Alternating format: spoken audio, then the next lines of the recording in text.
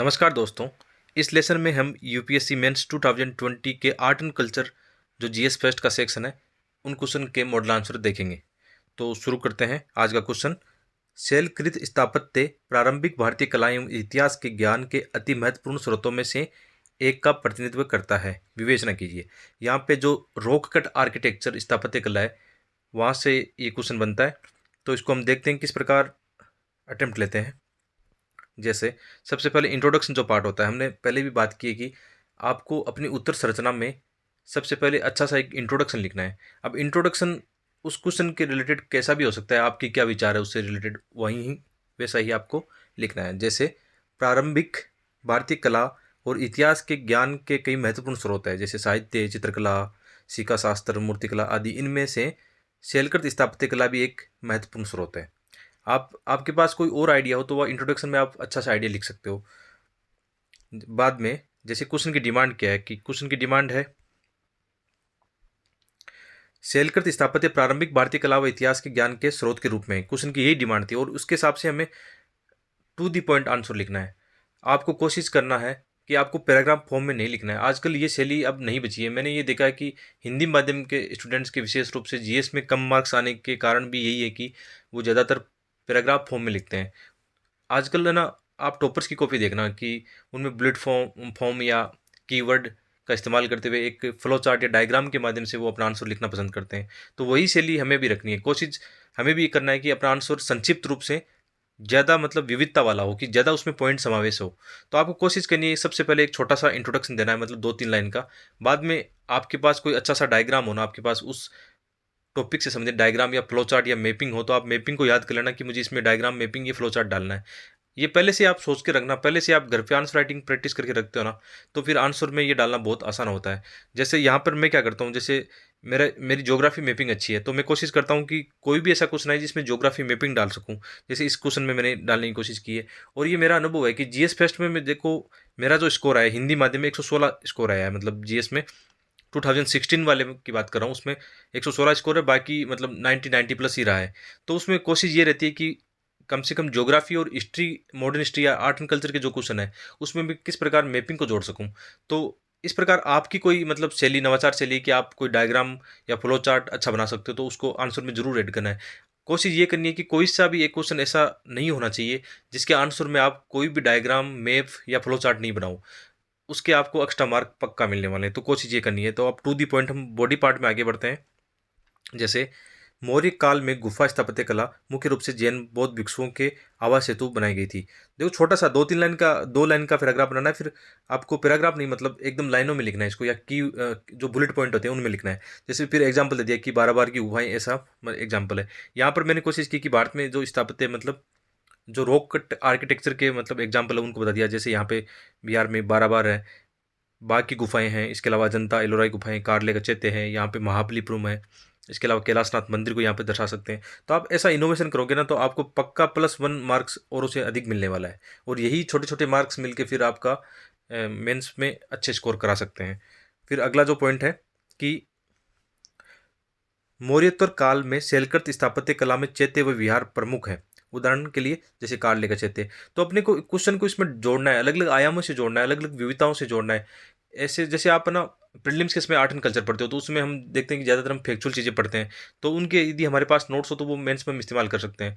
और art and culture के लिए मतलब अच्छे सेक्शन की बात करो तो आप जैसे हम प्राचीन काल की एनसीईआरटी पढ़ते हैं या जितनी भी एनसीईआरटी हिस्ट्री की पढ़ते हैं, उनमें आर्ट एंड कल्चर का अच्छा सेक्शन होता है, वहाँ से अपने नोट्स बना लेना।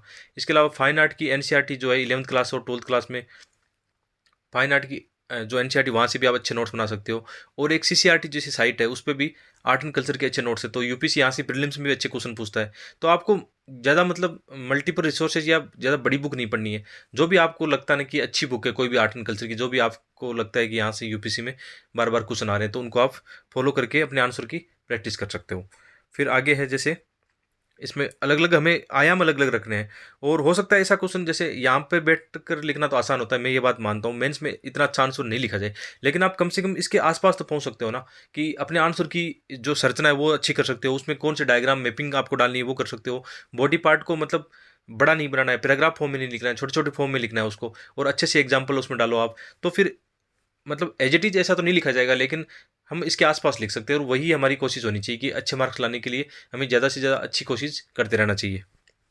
इसके अलावा भित्ति चित्रों के माध्यम से उस समय की चित्रकला व ज्ञान कौशल का विवरण हमें अजंता व एलोरा की गुफाओं में देखा जा सकता है। आप सामान्य पॉइंट डाल सकते हो, ये भी नहीं कि आपको मतलब एकदम टू दी पॉइंट वहाँ की हर चीज़ें मालूम ही हो। उसको जीएस के मतलब हिस्ट्री ऑप्शनल में तो ज़्यादा गहराई से लिखना होता है, लेकिन जैसे जीएस के क्वेश्चन है ना, वहाँ पे आप ऊपर ऊपर से भी लिख सकते हो ना, तो बहुत अच्छी बात मानी जाती है, क्योंकि एक आंसर को आप टच कर रहे हो, उसकी जो मूल भावना है ना उसको आप बताने की कोशिश कर रहे हो, वही उसकी क्वेश्चन की डिमांड होती है। इसके अलावा जैसे हम धर्म और दर्शन की इसमें बात कर सकते हैं कि एलोरा में क्या है कि हिंदू, बौद्ध और जैन धर्म से संबंधित वहाँ पे स्थापत्य कला है, मूर्ति कला है, उनके एग्जाम्पल देखे जा सकते हैं। इसके अलावा मूर्ति कला में अजंता, एलोरा, एलिफेंटे की गुफाओं में ऐसे उदाहरण देखे जा सकते हैं। इसके अलावा बाघ की गुफाओं में हमें प्राकृतिक दर से जीव जंतुओं व बौद्ध धर्म से संबंधित वहाँ पे उदाहरण देखे जा सकते हैं। इसके अलावा फिर एक बहुत ही अच्छा एग्जाम्पल आप दे सकते हो कि जो शैलकृत मंदिर है उनके एग्जाम्पल दे सकते हो कि जो कैलाशनाथ मंदिर है एलोरा का, वो बहुत ही मतलब एक वैज्ञानिक ढंग से बनाया गया है। मतलब उसको आश्चर्य होता है देख के कि ऐसा मंदिर मतलब कैसे बना होगा बिना साधनों के। तो उस समय की जो विज्ञान और प्रौद्योगिकी प्रौद्योगिकी है ना, उसके बारे में भी हमें पता लगता है। इसके अलावा महाबलीपुरम के मंदिर भी इसमें शैलकृत मंदिर कला के अच्छे एग्जाम्पल है, जो कि विज्ञान, कला, संस्कृति के बेजोड़ नमूने हैं। तो आप मतलब ज़्यादा से ज़्यादा आपको ये करना है कि बॉडी पार्ट को आप है ना अलग अलग बिंदुओं पे ले जाना है। आपको पैराग्राफ बड़ा नहीं लिखना है, मतलब छोटे छोटे पॉइंट में लिखना है और विविधतापूर्ण आंसर को लिखना है, तो आंसर लिखना फिर आसान होता है। फिर लास्ट में एक अच्छा सा अपने को कंक्लूजन करना है कि अतः कहा जा सकता है कि शैलकृत स्थापत्य कला न केवल प्राचीन भारतीय कला व ज्ञान का महत्वपूर्ण स्रोत है, बल्कि सांस्कृतिक विविधता और पर्यटन को बढ़ावा देकर ये देश के सतत समावेशी विकास में भी अहम योगदान दे रहे हैं। तो एक मतलब अच्छा सा सकारात्मक कंक्लूजन करना है, निष्कर्ष करना है। फिर जैसे आगे दूसरा क्वेश्चन लेते हैं, और इस क्वेश्चन में आप देखो यहाँ पे इनोवेशन किए गए हैं कि इसमें एक मैपिंग डाल दी गई है, इंडिया की मैपिंग है। इसके अलावा अच्छे अच्छे एग्जाम्पल इस्तेमाल किए गए हैं, और आप थोड़ा सा ऐसे मतलब फ्लो चार्ट मतलब ऐसे बना सकते हो, वो भी अलग से दिखता है, फिर एग्जामिनर को आपके जो प्रयास है ना अलग से दिखते हैं। और जो इंपॉर्टेंट आपने एग्जाम्पल और अच्छे वर्ड लिखे ना उनको अंडरलाइन जरूर करना है। कई स्टूडेंट्स की ये समस्या रहती है कि वो लिखते बहुत अच्छा है लेकिन अपने जो मुख्य बिंदु है उनको अंडरलाइन नहीं करते हैं, और वो फिर एग्जामिनर के ध्यान में नहीं आते, तो ये यहाँ पे नुकसान हो सकता है। तो आपको ये कोशिश करनी है कि अंडरलाइन जरूर करना है। और क्वेश्चन के आप देखो उत्तर संरचना देखना कि साफ सफाई से लिखा गया है। कम से कम इतना तो हम कर सकते हैं कि चलो अभी हमारा आंसर इतनी गहराई से नहीं लिखा जा रहा है, हमारे पास अभी नॉलेज की कमी है। जैसे जैसे नॉलेज बढ़ता जाएगा, आप अच्छे किताबों का अध्ययन करोगे, आंसर की गहराई बढ़ती जाएगी। लेकिन सबसे पहले तो ये होना चाहिए कि आंसर का स्ट्रक्चर आपका अच्छा होना चाहिए, कि आपने अच्छा सा एक इंट्रोडक्शन लिखा है, बॉडी पार्ट आपने अच्छे से डिफाइन किया है, और अच्छा सा कंक्लूजन लिखा है। और बीच में मैं ये देखना चाहूँगा कि आपके उत्तर में अच्छे अच्छे मतलब डायग्राम, फ्लो चार्ट ये हो, तो फिर आंसर में नंबर आना आसान होता है यार। मतलब इतनी कोई बड़ी बात नहीं होती इसमें। फिर अगला क्वेश्चन है कि भारत में बौद्ध धर्म के इतिहास में पाल काल की अति महत्वपूर्ण चरण है, विश्लेषण कीजिए।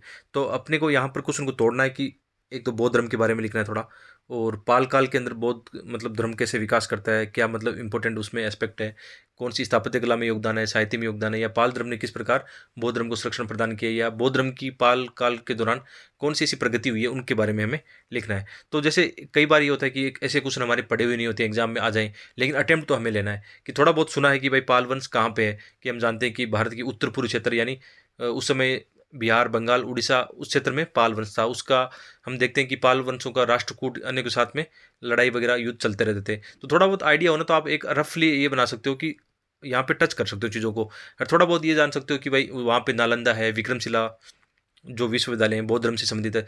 तो आपको कुछ भी है ना, तो क्वेश्चन को अटेम्प्ट जरूर लेना है, मतलब छोड़ना बिल्कुल नहीं है। ये मतलब होता है कि कई बार आर्ट एंड कल्चर के ऐसे क्वेश्चन आते हैं जिनको हमने ज़्यादा पढ़ा नहीं है, लेकिन जो भी आपका आपने प्रीलिम्स में पढ़ा, आपके पास कुछ फैक्ट है, उस नॉलेज को आप जरूर इस्तेमाल करना। जैसे इसमें भी एक अच्छा सा इंट्रोडक्शन हमें चाहिए सबसे पहले, कि 8वीं 9वीं ईस्वी के आसपास बौद्ध धर्म के सामने अनेक संकट पैदा हो गए। हमें ये तो पता है कि भाई बौद्ध धर्म कैसे धीरे धीरे उत्तर भारत में उनके सामने ऐसे संकट आए बौद्ध धर्म के सामने, जिसकी वजह से बौद्ध धर्म की मतलब जो प्रसार वह कम हुआ था। तो थोड़े बहुत ऐसे आइडियाज़ हो ना, तो उनको आप डाल सकते हो, जो भी आपके विचार हो उनको डाल सकते हो। इसके अलावा इस समय हम जानते हैं कि पाल वंश 8वीं से 12वीं ईस्वी के मध्य बंगाल, बिहार में बौद्ध धर्म को संरक्षण प्रदान किया। तो ये क्वेश्चन की डिमांड थी, उसके हिसाब से आपको क्वेश्चन की डिमांड के हिसाब से आपको इंट्रोडक्शन लिखना है। थोड़ा सा आप थोड़ा सा इनोवेशन कर सकते हो कि आइडियाज़ को बता सकते हो कि भाई एक अच्छा सा एक आपने जैसे ऐसे इसको एक डायग्राम के रूप में प्रस्तुत किया, कि जैसे हम देखते हैं कि मतलब बौद्ध धर्म के सामने संकट और खतरे कैसे आए, कि जैसे हूण और तुर्क आए थे, मतलब जो नॉर्थ ईस्ट है, सॉरी नॉर्थ ईस्ट नहीं, नॉर्थ वेस्ट है, मतलब उत्तर पश्चिम से हम जानते हैं कि हूण और तुर्कों का आक्रमण हुआ था। इसके अलावा हम जानते हैं कि यहाँ पे ब्राह्मण धर्म में भी ऐसे सुधार होने लगे थे। साथ ही साथ जो ब्राह्मण धर्म के शासक थे, मतलब वो भी कहीं न कहीं बौद्ध धर्म के खिलाफ मतलब ऐसे काम करने लगे थे कि जैसे कि ऐसे स्कूल और विहार है उनको नष्ट करना हो गया। तो वो भी एक मतलब इनके सामने संकट था। इसके अलावा दक्षिण भारत में शंकराचार्य के द्वारा जो भक्ति आंदोलन शुरू किया गया था, कहीं न कहीं वो भी हिंदू धर्म में सुधार मतलब ला रहा था। तो यहाँ पे लोगों का बौद्ध धर्म के प्रति भी रुझान कम होने लगा था। तो आप ऐसा मतलब जो भी आइडिया एनसीईआरटी में ऐसे बताए गए, उनको आप निश्चित रूप से प्रयोग कर सकते हो और उसको फ्लो चार्ट या डायग्राम में ही प्रस्तुत करना ताकि अलग से दिखे आपका आंसर। कि मेरा ये मानना है कि आपको ना हर एक आंसर में आपको इनोवेशन ज़रूर करना है और मतलब दिखना चाहिए साहब कि आपने कुछ न कुछ अच्छे नवाचार उस आंसर में किए हैं। इसके अलावा जैसे हम देखते हैं क्वेश्चन की डिमांड के हिसाब से आगे बढ़ते हैं कि क्वेश्चन की ये डिमांड थी कि बौद्ध धर्म के इतिहास में पाल काल की भूमिका, या मतलब पाल मत काल के दौरान बौद्ध धर्म का मतलब कैसा इतिहास रहा है उसके बारे में हमें चर्चा करनी है। तो आप ऐसा इनोवेशन कर सकते हो कि जैसे आपने ये डायग्राम बनाया, इसमें आपने पाल वंश दिखाया, यहाँ पे मतलब दिखा सकते हो। आपके पास और भी जैसे राष्ट्रकूट हो उनको थोड़ा सा दिखा सकते हो, भाई ऐसा हुआ यहाँ पे हुआ है। इसके अलावा हम दिखा सकते हैं कि इधर से मतलब तुर्क वगैरह और हूण जो आए थे उन्होंने मतलब किस प्रकार बौद्ध धर्म के सामने संकट पैदा किया। इसके अलावा आप ये दिखा सकते हो कि इस काल के दौरान बौद्ध धर्म कैसे तिब्बत तिब्बत की ओर आगे गया, नेपाल की तरफ गया, यहाँ पे भूटान की तरफ प्रसार हुआ। और इसके अलावा दक्षिण पूर्वी एशिया में किस प्रकार बौद्ध धर्म का प्रसार हुआ, वो आप बता सकते हो। मतलब ये अच्छे इनोवेशन होते हैं डायग्राम के माध्यम से कि आप अच्छे से मतलब जो चीज़ है ना, जो क्वेश्चन की डिमांड है उसके हिसाब से उसको एड्रेस कर रहे हो। फिर आगे हम बढ़ते हैं कि जैसे कि तिब्बत धर्म ग्रंथों के अनुसार पाल शासक बौद्ध ज्ञान विज्ञान व धर्म के मानस रख सकते हैं। जैसे धर्मपाल के द्वारा नालंदा विश्वविद्यालय का पुनरुद्धार किया गया। इसके अलावा विक्रमशिला विश्वविद्यालय की स्थापना की गई। इसके अलावा पाल शासकों द्वारा बौद्ध विहारों मठों आदि की भी स्थापना की गई। जैसे विक्रमशिला सोमपुरी मठ की स्थापना की गई, विहार की स्थापना की गई। इसके अलावा बौद्ध लेखकों को भी संरक्षण प्रदान किया, जैसे हरिभद्र। इसके अलावा पाल काल में बौद्ध धर्म की वज्रयान शाखा का विकास हुआ, जो कि उत्तर पूर्व भारत की ओर उनका विस्तार हुआ। पाल काल में तिब्बत व दक्षिण पूर्वी एशिया में बौद्ध धर्म संस्कृति का प्रसार हुआ है, क्योंकि हम जानते हैं कि बौद्ध धर्म के जो अच्छे विश्वविद्यालय हैं वो भारत में नालंदा और विक्रमशिला। तो विदेशी जो स्टूडेंट्स यहाँ पर पढ़ने आते हैं तो उनकी वजह से भी बौद्ध धर्म का कहीं ना कहीं प्रसार हुआ। इसके अलावा बौद्ध कला को संरक्षण, जैसे कि मंदिर, मूर्तिकला, साहित्य, चित्रकला आदि सभी क्षेत्रों में पाल वंश का अहम योगदान रहा है। और पाल वंश मतलब कि जो उनकी नीति थी ना, पाल वंश की जो धार्मिक नीति थी, वो एक सहिष्णुता और पंथ निरपेक्षता की नीति है कि वहाँ पे हिंदू बौद्ध सभी धर्मों को महत्व ये दिया गया है। इसके अलावा हम देख सकते हैं इनके उदाहरण लिखें तो लघु चित्रकला, काले पत्थर पर बुद्ध की मूर्तियाँ व बौद्ध धर्म से संबंधित पांडुलिपियों का विकास इस काल में हुआ है। नेपाल, भूटान और उत्तर पूर्वी भारत में भी बौद्ध धर्म के प्रसार व संरक्षण का श्रेय पाल वंश को दिया जा सकता है। तो ये एक अच्छा मतलब बॉडी पार्ट था और लास्ट में हमें कंक्लूजन करना है कि अतः कहा जा सकता है कि बौद्ध धर्म को संरक्षण प्रदान करने में पाल काल की महत्वपूर्ण भूमिका थी, जिसे देश की धार्मिक व सांस्कृतिक विविधता को बढ़ावा मिला। और आज भी हमारी जो सांस्कृतिक विविधता है, धार्मिक विविधता है, उसमें अहम योगदान है। तो आप ऐसा लिख सकते हो। तो ऐसे ही प्रयास जैसे एक दो मॉडल आंसर में रोज़ कोशिश करता हूँ, क्योंकि जैसे कि समय का अभाव रहता है, मुझे भी 2021 यूपीएससी एग्ज़ाम देनी है। तो साथ साथ पढ़ाई भी मतलब इस समय काफ़ी, अब इस समय प्रीलिम्स और सब्जेक्ट का और मेंस के जो जीएस के कुछ क्वेश्चन पेपर का काफ़ी बोझ रहता है। तो मेरी ये कोशिश होगी कि थोड़ा थोड़ा करके मैं अच्छे मॉडल आंसर बनाता रहूँ। कि ऐसी प्रैक्टिस करने से देखो फ़ायदा तो मिलता है, निश्चित रूप से फ़ायदा मिलता है कि हम यूपीएससी के जो ओल्ड पेपर हैं उनको पहले देखते हैं। सबसे पहले उनका एक रफ आइडिया तैयार करते हैं। रफ आइडिया तैयार करने के बाद में हम ऐसा सोचते हैं कि इसमें ऐसा मॉडल आंसर हो सकता है जो हमारे विचार है। उसके बाद में हमें कोशिश करनी चाहिए कि जो भी हम मैटर पढ़ रहे हैं वहाँ से इनके मॉडल आंसर तैयार करें। तो मॉडल आंसर तैयार करना आसान होता है कि सबसे पहले क्योंकि बुक रिसोर्सेज सबको पता है कैसे करनी है। बुक रिसोर्सेज पे मैंने भी अच्छे लेसन बना रखे हैं, आप मेरी प्लेलिस्ट में जाके देख सकते हो।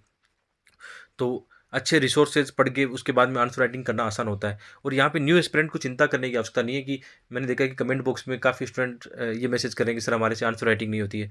तो मतलब आंसर राइटिंग को लेकर इतना मतलब भय पैदा मत करो। समय के साथ ये सबके साथ आता है कि परिपक्वता आने के बाद में ईजिली मतलब आप आंसर राइटिंग कर सकते हो। तो ऐसे ही लेसन मैं रोज़ लाता रहूँगा। Thank you. इस चैनल को आप सब्सक्राइब जरूर करना, ऐसे लेसन को आप लाइक और शेयर जरूर करना। Thank you.